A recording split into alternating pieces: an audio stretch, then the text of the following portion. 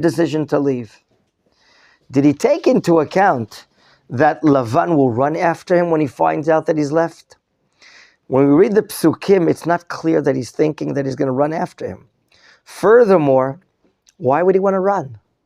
What's motivating Mr. Lavan to run after Yaakov?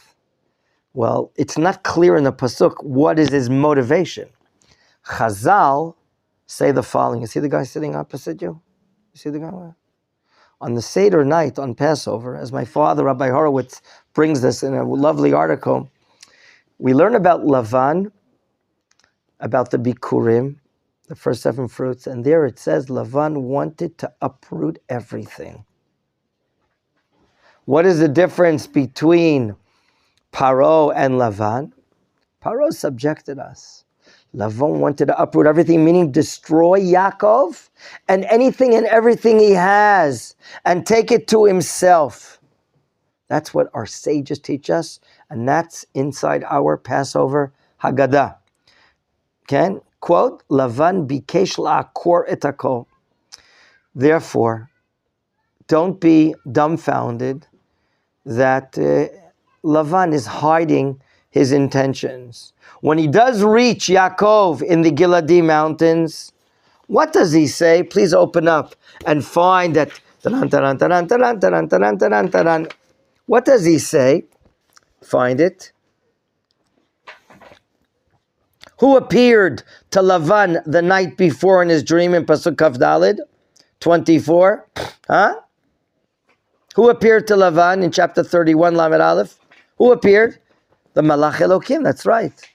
The God appears in the dream of Lavan the night before and says to him, dear Balak, Yishamer lecha, be careful if you speak to Yaakov, whether good things or bad things. And then Lavan the next morning finds him and makes his claims to Yaakov, verses 26 and 27. Not going to see the claims right now. In a moment we see, but look at the language of Mr. Lavan in verse 29.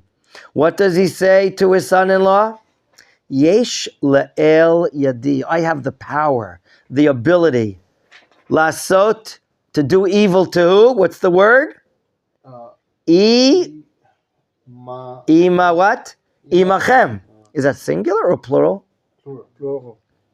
Do you understand what he's saying? No. In his speech, again, in chapter 31, verse 29, Lavan reveals his cards. He says, I have the ability to do to all of you evil. In other words, not just you, Yaakov, but my intention was what? To do bad to the entire family, including his daughters, perhaps. Okay? So what do you learn from here? That Lavan's intentions are wicked. Very clear. Now, in this meeting, okay, he makes 2 claims. 2 claims. Let's see those claims against Yaakov. Pasuk Kavav. Claim number 1. Me'asita, what did you do? Vatignovet levavi. You stole my heart. What does he mean, you stole my heart? No. The daughters, maybe? You left with my daughters without My permission. telling me. Oh, okay. Telling me. That is Genev. Notice the word Vatignov. You stole. And the second claim, verse 27, Lama nachbeita livroach vatignov oti. One second. Where does he talk about his God? I see in verse 30. Lama ganafta et Elohai. Why did you steal my? God. Meaning the trofim that you said, Michal Aryeh, right? And they're called their gods. Gentlemen, notice which word he uses even 3 times in Pasuk 26, 27, and again in 30. 3 times, which verb does he use towards his son-in-law? Lama ganavta. What is a ganav? A thief. Why did you steal? Isn't that interesting? Mr. Lavan uses the word stealing. Is that a common thing? How you can steal a daughter when you marry with the daughter? Then it belongs He to stole his heart by not telling him he left. Claim one. Claim number two, you stole my trofim. He's accusing him. You know, gentlemen, someone who himself is a thief, and Lavan himself is clearly a cheat, a thief. You know what's part of his vocabulary? Exactly. He thinks everyone is a thief. And therefore he accuses the other person as a thief. He's accusing Yaakov Avinu. Now, regarding the stealing of the God, what is the immediate reply of Yaakov Avinu? Pasuk Lamed Aleph, verse 31. Vayan Yaakov Vayomer Lavan. He says to Lavan, Ki areti. You know why I left without telling you? I was fearful. Ki amarti. I said to myself, Pentigzolet benotecha me'imi. You're going to steal my daughters from you. That's his first answer. Second answer, second claim, in verse 32. If you find your God, lo yichya. That person, meaning in my company, will not live, meaning a death penalty. And here the Torah tells us he does not know who stole the things. Gentlemen, here, two claims. Yaakov answers both claims. Number one, I was afraid you're going to do bad to me. Number two, I don't know anyone that stole it. If someone stole it, he should be put to death. Why? Why should he be put to death? What's included in the 7 Noachite laws? Don't steal. Don't steal. Does anyone know what our Torah, the oral Torah, says? What is the punishment for the negative obligations? Yes, David? Gentiles who break are to be beheaded. Are to be killed. Killed. Okay, he's right. The Talmud says, and the Rambam brings this, that any violation of the prohibitions of Sheva mitzvot b'nei Noach, right? You've heard of the term? Sheva mitzvot b'nei Noach is a death penalty. That's why Yaakov Avinu says, well, you're going to find it by one of us. He's obligated death. Now, is he really only looking for the trafim? Does Yaakov invite Lavan to come in and check for the lost matters? Of course. He says in verse 32, if you find your God, your Lord, Ebayas, he will not live. You can now check to see what's by me. And take if you see any stolen objects. Now, what we want to check out is Mr. Lavan only looking for the stolen trafim, or is he looking for other items? Notice what the Torah tells us in the description. Lavan goes into whose tent first? Yaakov's tent, and then the tent of Leah, and then the tents of the two maidservants. And what has he found? Okay. Now, look in the claim of Yaakov when about the searching of Mr. Lavan. Look at verse 37. Ki mishashta et kol kelai. You weren't just looking for the trafim. You were looking for anything and everything as well. Here we see in verse 37, gentlemen, expressions that the search of Lavan was beyond the search of just looking for this idolatry pieces called the trafim. Because you went into every vessel, including those that are small, that cannot contain or hide the trafim. In other words, in the eyes of Yaakov, as my father-in-law Rabbi Horowitz explains here, in the eyes of Yaakov, his father-in-law took advantage of the search warrant he has, the opportunity he has, and he checks, notice the words, kol kelav, meaning all his vessels, even those that cannot contain the trafim. And in the end, when the trafim are found, Yaakov thought what? That the trafim was just an alibi. That right now Lavan is using an excuse or an alibi to check everything he has. Why? Because a true thief always thinks that people are stealing from him as well. It's like an illness. A true thief always thinks and persuaded that everyone steals like him. So you know why he was checking out every place? Because he was looking for stolen objects. He thinks Yaakov Avinu what? Stole it, and that's why he checked Kol Kelai. Gentlemen, Yaakov Avinu imagined that Lavan thought when he was searching for all the kelim here, he's going to find a lot of stolen objects. A stolen vase, a stolen pen, stolen plates, other stolen objects. And that's why we now see, for the first time, an unusual reaction by Yaakov Avinu. Go back to Pasuk Lamed Vav 36, and let's see the unusual reaction of Yaakov Avinu. What term do we meet up with for the first time? Vayichar liYaakov vayarev belavan. Ka'as, anger. Have we ever met up with Ka'as of Yaakov Avinu? No. We don't remember Ka'as. Do you remember? Now, do you notice inside the anger? What does he say? Vayan Yaakov, meaning he raised his voice. Vayomer leLavan, ma pishi, what's my guilt? Ma chatati, what's my sin? Ki dalakta acharai, that you pursued after me. Any four-letter curse words here? No. Any curse words? Huh? Any violent language used by Yaakov Avinu? Rather, he spreads his claims with the objective of proving his tzedek. What is tzedek? His justice. He wants to prove his justice. And you know what? Here he got angered. Does anyone remember? Maybe you with the kippah, Mr. Zemer. Do you remember when Lavan did a terrible thing to Yaakov, and instead of giving him Rachel, he gave him Leah, and he had relations with Leah? And the next morning, does he scream at Leah? Does he scream at his father-in-law? No. Does he say any curse words? No. What can we understand from this in our generation today?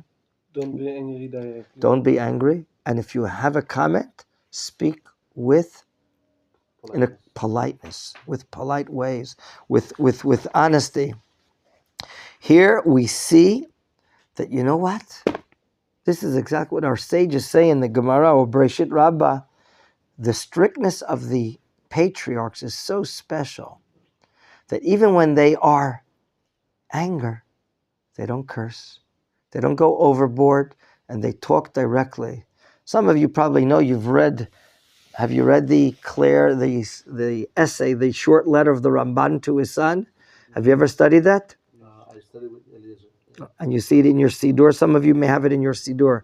The letter of Nachmanides to his son. And there he talks about not getting angered and controlling oneself and not cursing and so on and so forth, and talking politely and talking with self-control. This is what we see here by Yaakov Avinu. He's angered, but he's in control. Even when he was disappointed that Leah was the woman he lied with, he didn't scream at her, nor when he made a claim to his father-in-law, neither did he scream at him either. Wow, what attributes Yaakov Avinu has over here. Now, regarding Yaakov's claim after Mr. Lavan doesn't find anything. By the way, why doesn't Lavan find the stolen idolatry pieces? It was on the camel. And, on which camel? From Rachel. Rachel, and? She sit above it. So get off of the camel. She was saying that she was in her period of time of menstruation. It's a difficult time for her to move and this and that. She lied. She lied. Why? Because Yaakov Avinu say, one who catch it, gonna be killed. Maybe. What else? She doesn't want her father-in-law to what?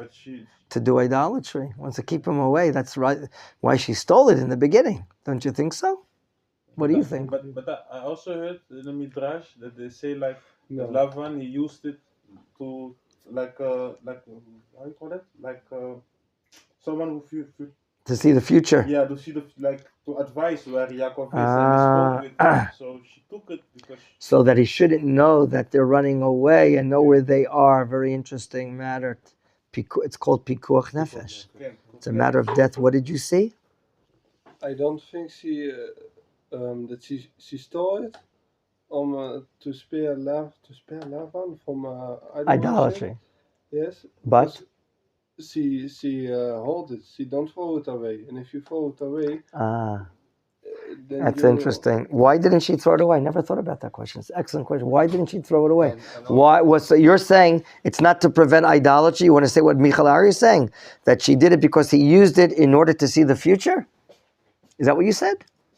Well, you don't know that midrash yet. I didn't know that midrash myself. I'd like you to, if you see the source, please send it to me. What did you add Asher? By the way, Asher is Nolech Hadash. Mazal Tov. He has his Tudat Zehut.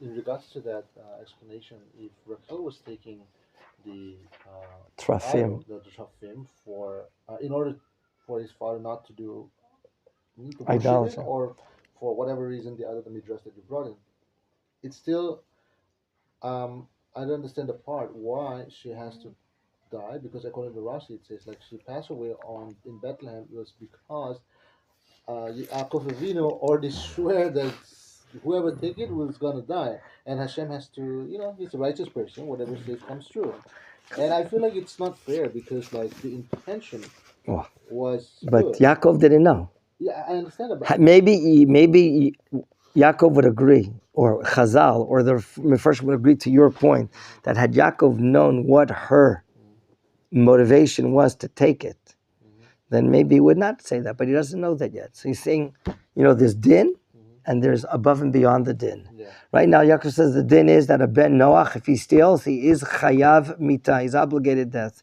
So you put the cards on the table. So therefore, I agree with what you're saying. My dear friends, let's analyze the claims Yaakov makes to Lavan and understand why he's saying it. Remember, comes Lavan, hundreds of kilometers, runs after him. He wants to do evil to Yaakov and his family. For that, God reveals himself to Lavan and says, don't touch him. Meaning, he wanted to injure, hurt, or kill Yaakov and his family. In other words, we know the intentions of the hearts of Lavan, even though the Torah didn't tell us, but the fact that God revealed himself to Lavan that night and tells him, don't touch him, God is revealing to us his evil or bad, ill intentions.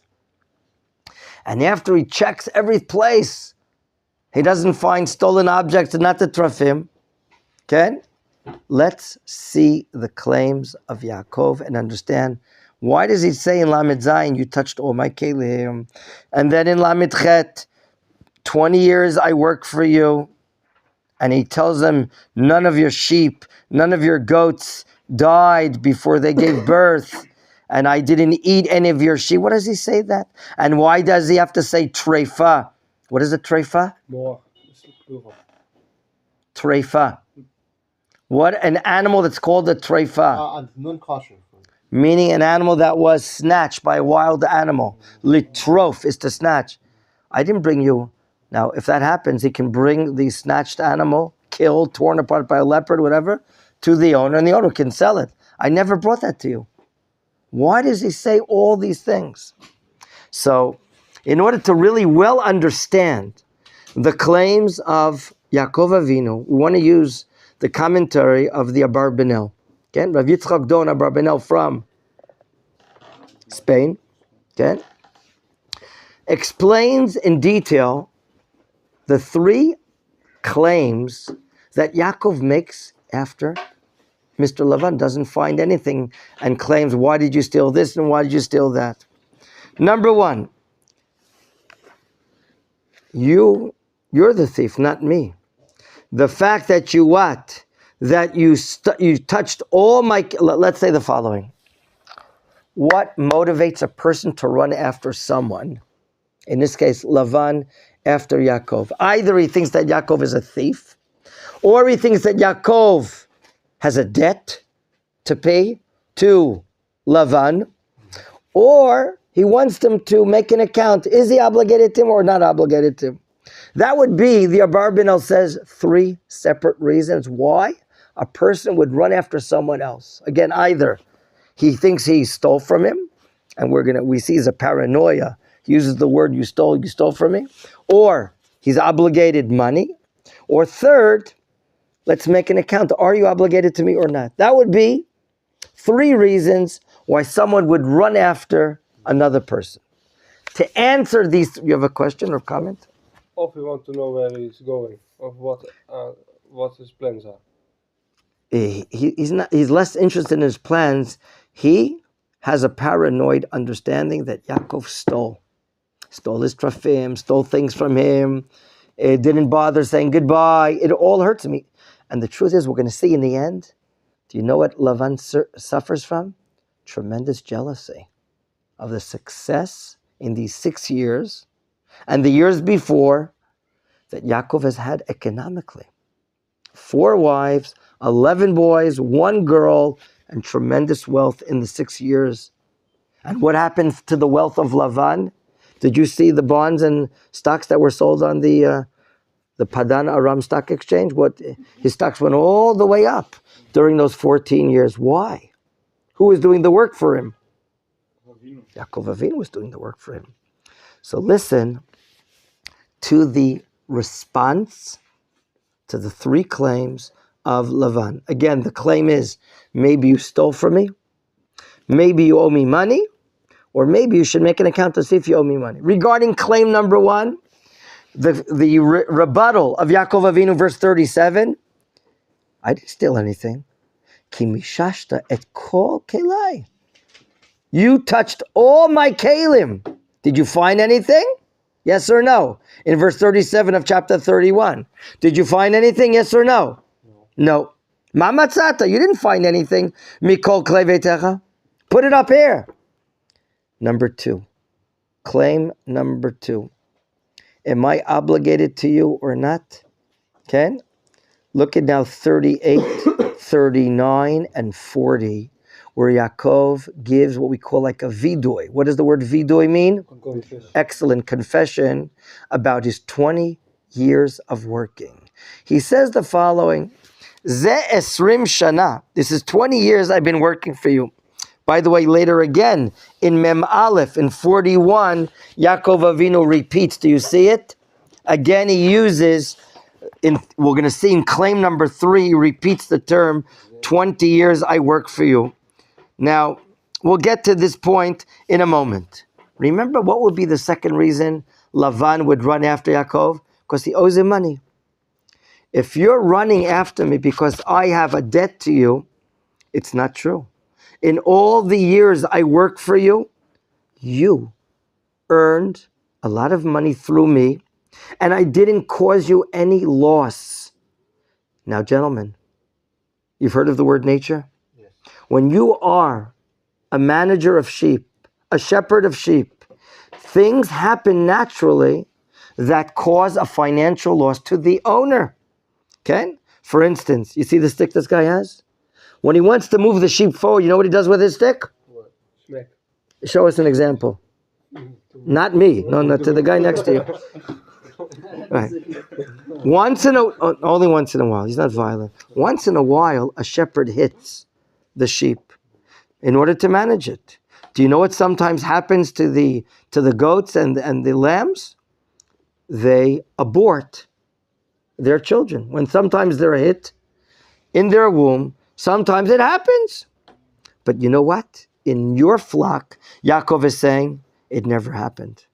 Number 2, if I'm taking your sheep far away from the town and have no way to find a grocery store in the area, do you know what usually an owner gives permission to the ro'et, to the shepherd? To take one of the lambs or goats and shecht it, slaughter it, and make a bonfire, a barbecue, and eat a little flesh, eat a little meat. You know what I'm talking about? Yes. But I never did this, he says, Yaakov Avinu in his vidui. Now, number 3, if the animal was torn away by a leopard, how many lessons have you taken to thwart away leopards? None. I understand the situation. When you see a leopard coming and you're a shepherd, which way do you go? Probably the other way. The other way. I hope so. Thank you. Very good. Good. Now, we had a student here from Kenya and other countries from Africa, and they would live mamish in villages where the jungle was behind them, and they would see elephants running around here and there, and maybe some leopards. They have experience. What could happen is a treifa by nature. How do we explain the term? What is a treifa?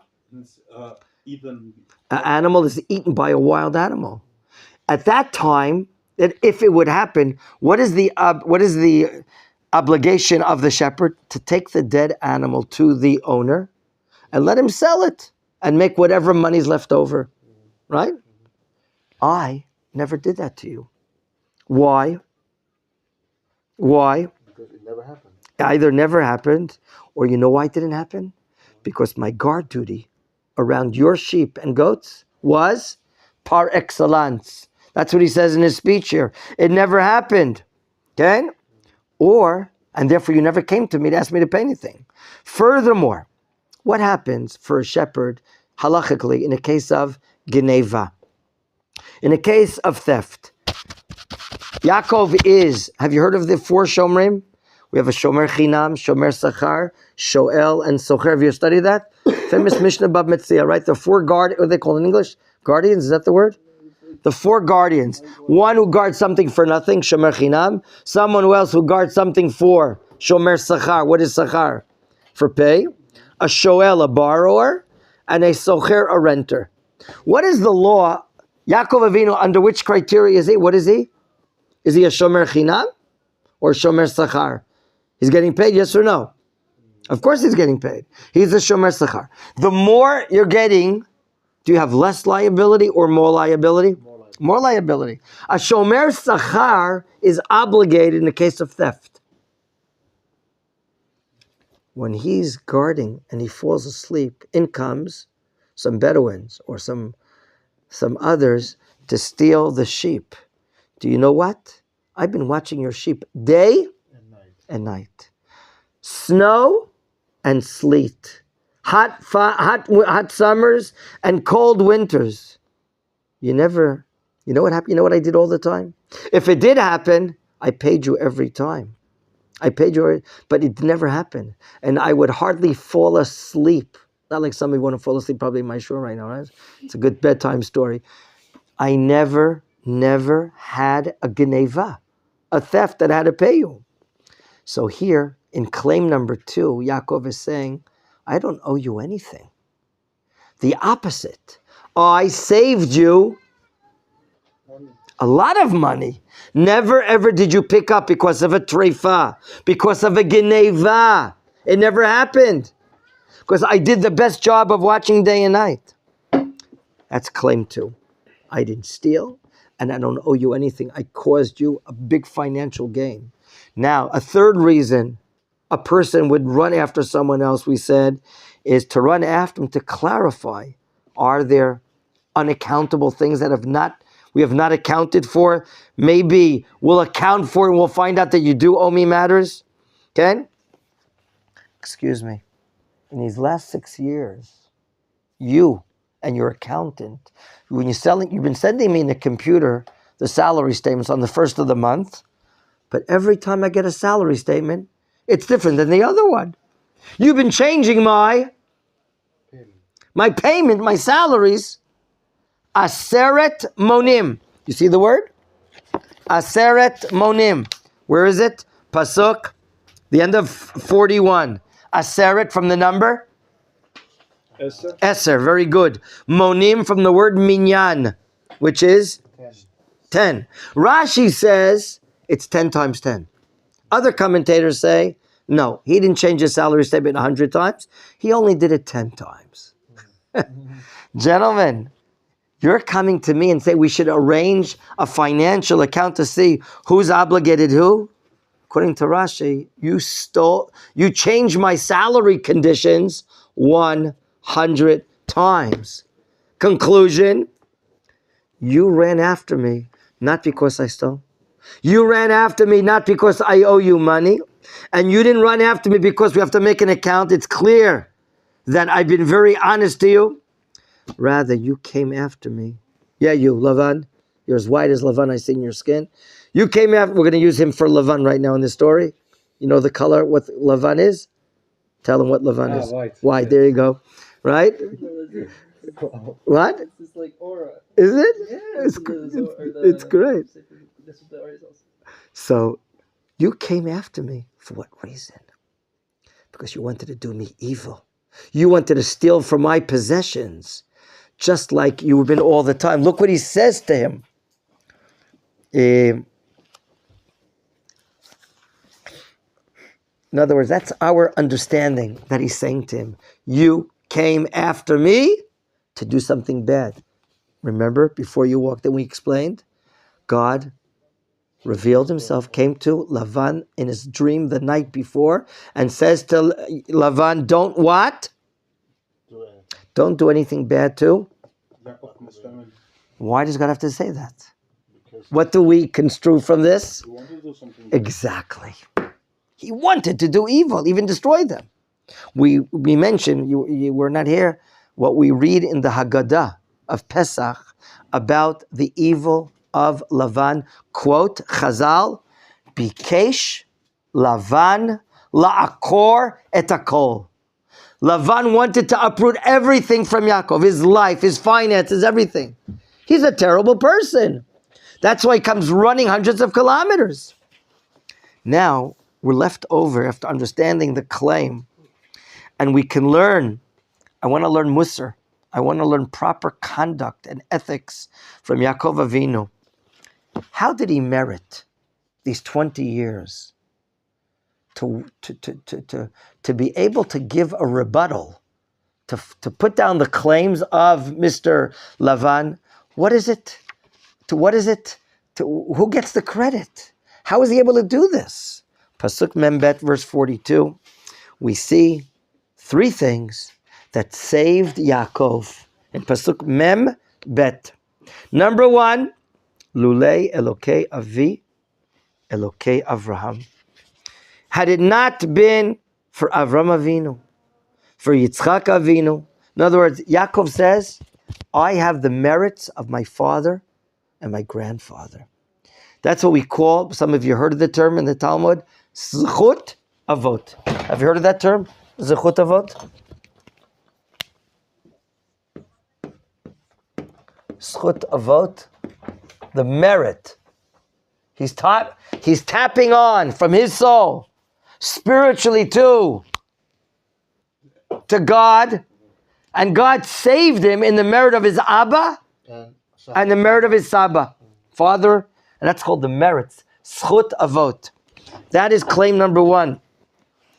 Claim number two, as far as what protected Yaakov Avinu, as we see here, is the second thing, is his own zechut.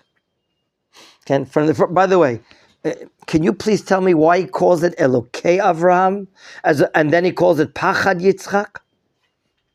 How did God reveal? This is a very important point that we should know this. We've been learning the book of Bereshit about the patriarchs. You see the guy sitting next to the head of the table over there? Mm-hmm. At Mincha, he addressed Hashem in his Shemon Esrei, not only as Elokeinu, our God, Velokei Avotenu. He said, if I'm not mistaken, correct me, you called God Elokei Avraham. Is that true? Don't deny it. And the guy sitting to your left, didn't you not call him Elokei Yitzchak? And did you not call him Elohei Yaakov? Yes or no? What does it mean when we say those words? The Netziv of Volozhin, Rav Naftali Tzvi Yehuda Berlin, in his great commentary on the Chumash, and it's based on Chazal, more or less, I think. Each, you've heard of superstars? Mm-hmm. We're not talking about Elvis Presley right now. We're talking about not in the whatever those soccer games in Qatar are. I don't know. It's not. I'm not interested.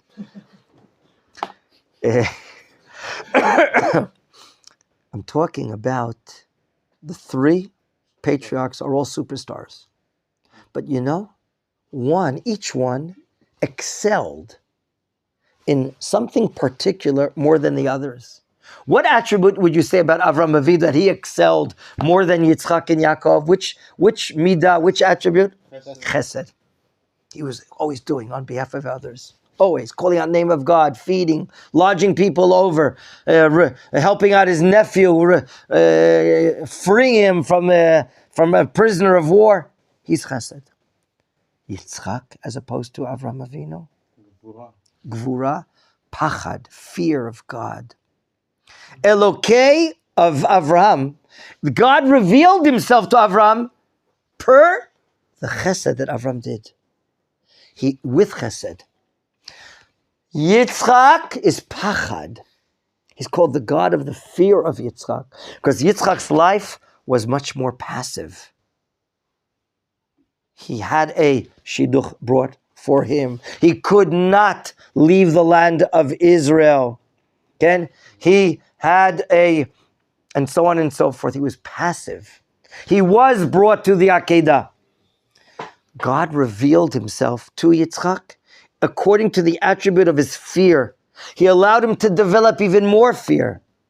So now Yaakov says, you know what protected me not to be outwitted by you and stealing from me and so on and so forth? Number one, the merit of my father, which is the chesed of Avram Avinu, and the pachad, the yirah, the fear of Mr. Yitzchak. What else? There's one more thing. Look at the end of the pasuk. Et onyi, my poverty, my affliction, vet yagi, and my hard work, yagia kapai. There's an expression from the Torah. If you're a hard laborer, a hard-working man, we call it, and King David uses it in Tehillim, yagiat kapayim. What are kapayim? Palm. One palm is called? Kaf. Very good. It's the spoon, right? Why is a spoon in Hebrew called? Kaf, kapot is plural, you're right. Why is it? Because it's like the palm, it can contain something. Do you understand that? So a hard-working person is called Yegiat Kapayim, the hard work of his hands. Yaakov Avinu did not, work 4 hours and go to a tea break, another 3 hours, and he went to the bakery. He was a hard worker, day and night. He says in his speech, sleet and snow and fire, hot summer times. He didn't look for other foreign workers to do the work for him. He worked very hard. That's called his ishtadlut, his efforts. So he has his own merits. So there are two things that we can account for that Yaakov Avinu is being protected. He has on his side the schuyot of his Abba and Saba, Avram and Yitzchak, and himself he has the Yigiat Kapayim. Who saw this? Ra'a Elokim. God saw this. God saw this. So gentlemen, we've now seen the speeches, the claims of Lavan, the rebuttal of Yaakov. He didn't steal. He doesn't know anything. He saved him a lot of money. And number three, like we said, he has, what was the answer to the third claim? That there's nothing to make an account. Okay? You change my salary. 100 times. If any claim should be made, you should be paying me back.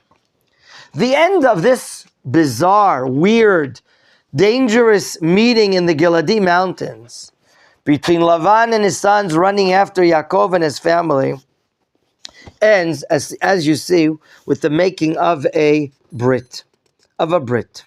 You see it, gentlemen? What does Lavan offer in Pasuk Mem Daled?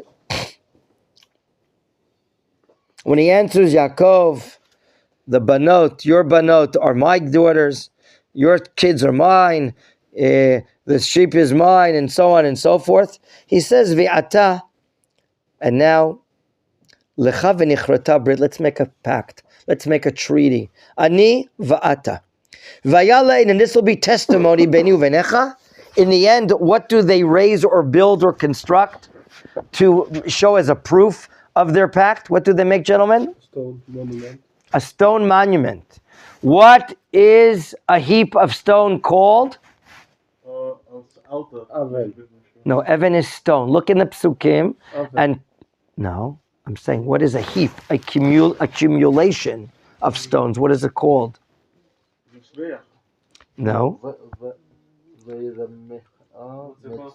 What word? Matzeva is a monument. I'm asking, what is accumulation of stones together called here in the Torah? It's a 2-letter word. It was in the beginning of the parasha. No, it's here is no. It's a little different. It's interesting the parallel. Very good thinking, Eitan.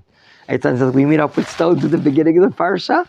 I never thought of this. Wow, it's a nice novelty. And we meet up with stones at the end of the parsha. I said in my first show we meet up with angels at the beginning. We meet up also with angels in the end, but we didn't get to the end. What is the word for a heap of stones? Gal. Gimel. Do you see which pasuk? Do you see it? Next one.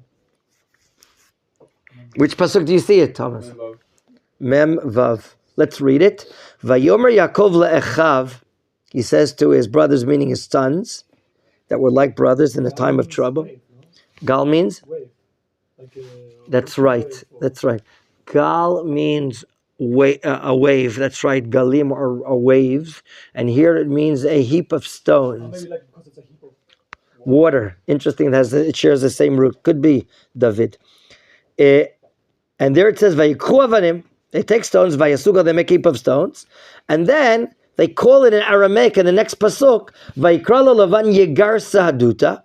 Lavan speaks Aramaic. It's called in Aramaic Yagar Sahaduta. It's not a Hebrew word. V'Yaakov karalo Gal. Again, Gal. You're almost there. Gal Aid. Wow. The aid is what? At your wedding, you're going to have 2 Eidim. 2 witnesses. Eidut is testimony. Eidim are witnesses. This monument is called Gal Eid. What mountain are they in? The Gilad. That's where they came. The name is called prophetically Gilad after the name Gal Eid. And later on in the tribe of Menachem, we see a son that's called Gilad. Is he the son of Menachem or the grandson? I forgot right now. Gilad is either the son or the grandson. The question we want to end today's shore is, why does Yaakov give in and make a treaty, a pact with a guy? I mean, it's hard to understand. Is this treaty knocking down all the claims of Yaakov? Is he basically saying, you came to me without a wife and woman, and all that you got and attained is because of me? Why do we understand Yaakov's giving in to make a treaty with someone that is a cheat, a liar, and so on and so forth? It's a difficult question, and 2 or 3 answers I want to share with you. With this, we're ending today's shiur. Machon, he's a cheat. He's a rasha. He's an evil man. However, we've learned that the ways of Avraham Avinu and Yitzchak Avinu is that they manage their affairs even with what type of people? Evil. Cheats and evil people. Give me examples. Paro, Avimelech, Esav, and so on and so forth.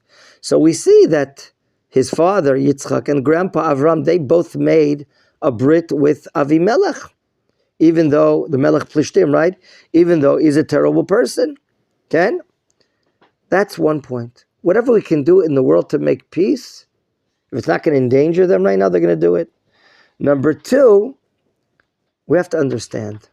Here, this peace treaty is made out of a stand of strength. Yaakov put Mr. Lavan and his claims out of here. He wiped him away with his claims. He put him away that it's untrue, that he's a liar, that he's just envy, jealous of him. When you make a treaty with a wicked person and you put him down, you show that he's wrong and that he's a liar, then it's okay. That's what Yaakov Avinu does here. He rebutted, he knocked down his claims, he proved that he's wrong, and he can make right now a brit. B'ezrat Hashem, we're hoping that so too we, the Jewish people, the state of Israel, the more we can become stronger, then we have no problem of making a brit with Arab states or others. We're not going to give up land. We can give peace with them. We have nothing, we're not interested in the land of Saudi Arabia or this or that. And what are they called? The Avraham Accords? The Avraham Accords? Eskemei Avraham, that's what they're called the last few years. We have no problem. But if we do it out of strength, that we're strong, we're confident, they don't want to mess with us, fine, we can do that. Have a great Shabbat Shalom, gentlemen.